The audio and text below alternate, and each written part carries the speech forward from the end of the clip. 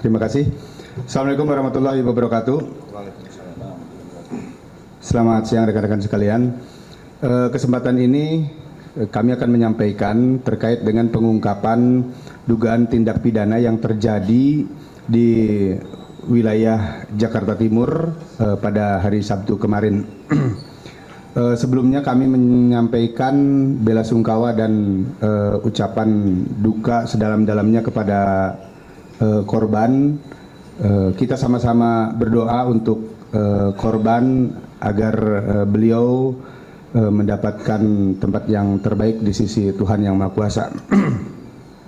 Kemudian selanjutnya rekan-rekan sekalian, kami informasikan bahwa setelah kami menerima laporan atas kejadian yang terjadi dini hari sekitar pukul 03, kemudian tim Jaga Jakarta kami dari Subdit Resmob dan Subdit Jatanras bersama-sama melakukan olah TKP dengan tim olah TKP, kemudian mendapatkan beberapa informasi dan petunjuk terhadap 2 orang yang diduga sebagai pelaku tindak pidana tersebut.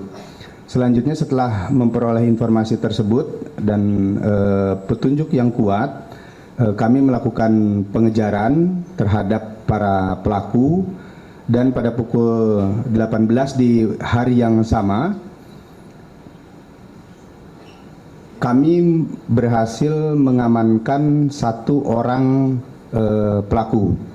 Kemudian dari 1 orang tersebut kami kemudian melakukan pengejaran dan pengembangan terhadap 1 pelaku berikutnya, sehingga di dalam waktu 24 jam alhamdulillah kami berhasil mengamankan 2 orang pelaku yang kemudian kami tetapkan sebagai tersangka dalam perbuatan hukum yang terjadi di wilayah Cakung, Jakarta Timur, di mana dari kejadian tersebut mengakibatkan seseorang meninggal dunia atau hilangnya nyawa seseorang. Terhadap kedua orang tersangka tersebut, kami persangkakan dengan pasal 338 KUHP dan 365 KUHP, di mana ancaman pidananya diancam dengan pidana hukuman mati, kemudian hukuman seumur hidup atau penjara maksimal 15 tahun. Itu yang dapat kami sampaikan terkait dengan perkara yang terjadi di wilayah Cakung, Jakarta Timur pada hari Sabtu. Terima kasih. Assalamualaikum warahmatullahi wabarakatuh. Lingkungan, jaga warga, jaga aturan dan amanah. Ini kita wujudkan, diimplementasikan. Kami mengimplementasikan dalam semua kegiatan, memberikan rasa aman dan nyaman kepada seluruh masyarakat. Untuk rilis pertama mungkin dari rekan-rekan ada yang mau ditanyakan, silakan. Dengan senjata api yang berhasil kami sita dari tangan si tersangka, senjata api tersebut senjata api rakitan. Kami sedang mendalami sehubungan dengan sumber dari senjata api tersebut, dari mana diperolehnya. Kemudian kami akan terus melakukan pengembangan terhadap jaringan ini. Oke, jadi informasi dari kedua tersangka yang didalami ini menemukan bahwa senjata api itu didapat dari seseorang, dan ini kami mohon waktu masih dilakukan pengembangan oleh tim dari Subdit Resmob. Itu ya Mas Batiar ya. Yang kedua, Pak.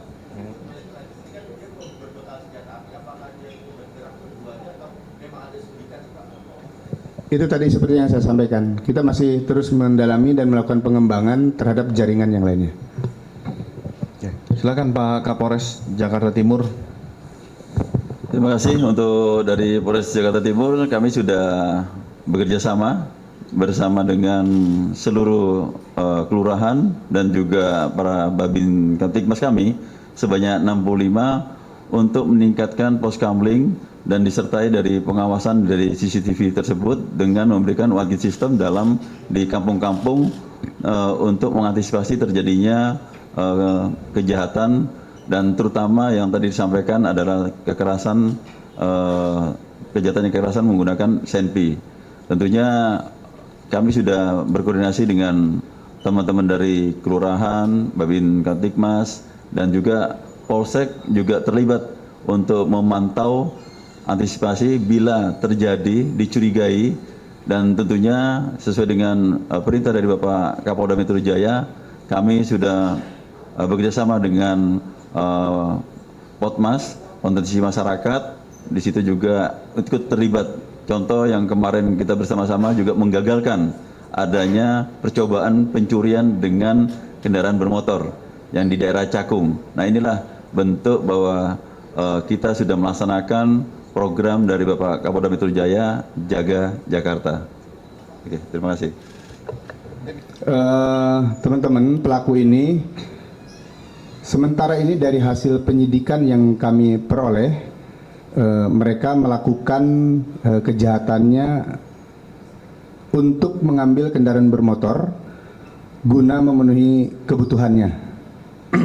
Kemudian untuk sindikatnya, kami masih dalam proses pengembangan penyidikan. Kami mohon waktu terkait dengan pengembangan terhadap sindikat kejahatan Ranmornya. Nanti akan kami segera informasikan lebih lanjut ya. Modus seperti ini, motif seperti ini sudah sering terjadi. Direktorat Kriminal Umum ini sudah memiliki database dari beberapa pelaku dari berbagai daerah dengan modus dan motif yang hampir sama. Nah, ini juga lagi dalam pengembangan anggota. Kami mohon waktu untuk bisa melihat memetakan kelompok jaringan ini, apakah targetnya hanya sekedar curanmor ataupun mungkin dulu pemain SPBU, Pegadaian. Ya, ini juga harus dikelompokkan menjadi satu. Mudah-mudahan kalau jaringan ini sudah termonitor, ini bisa kita atasi secara bersama-sama. Kami juga menyampaikan apresiasi kepada masyarakat yang tergugah di dalam melihat suatu peristiwa pidana, sehingga ada alarm yang muncul untuk mengingatkan. Nah, kami juga menghimbau kepada masyarakat apabila melihat suatu gelagat akan terjadi suatu perbuatan pidana ataupun pelanggaran, untuk bisa menghubungi call center kepolisian 110, sehingga pihak kepolisian terdekat akan membantu membackup situasi itu lebih dulu. Saya rasa itu ya yang pertama ya, rekan-rekan. Kita sudahi, kita lanjutkan untuk. Baik, terima kasih pertanyaannya.